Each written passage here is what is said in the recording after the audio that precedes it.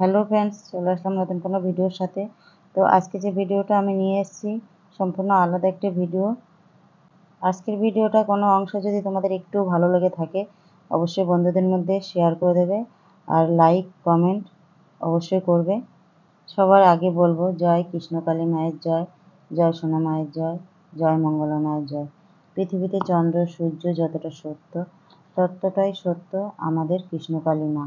যেমন আমরা ভালোবাসি বজরংবলী, সাই বাবা, মহাদেব, গোপাল, মা দুর্গা, সকল দেবতাগণদের, তেমনি মন প্রাণ দিয়ে এই কৃষ্ণকালী মাকে ভালোবেসে এক মনে কৃষ্ণকালী মাকে জপ করুন। কথায় আছে বিশ্বাসী শক্তি, বিশ্বাসী মুক্তি। তাই বিশ্বাস করে মাকে জপ করলে মা সকল বাধা বিঘ্ন থেকে উদ্ধার করে।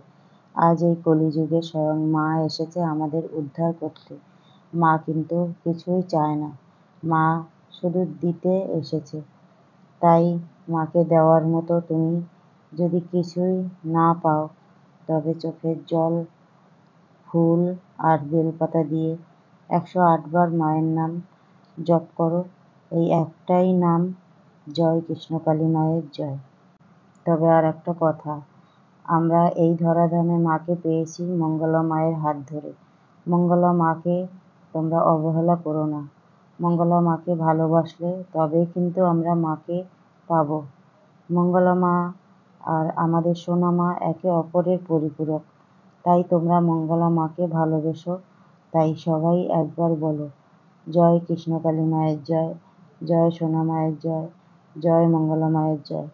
আর একটা কথা বন্ধুরা, আমরা যেমন মাকে পেয়েছি তেমন প্রচুর প্রচুর প্রচুর শেয়ার করে পৃথিবীর কোণে কোণে সব লোকদের, সব ভক্তদের জানিয়ে দাও কৃষ্ণকালী মা ছিল, কৃষ্ণকালী মা আছে, কৃষ্ণকালী মা থাকবে।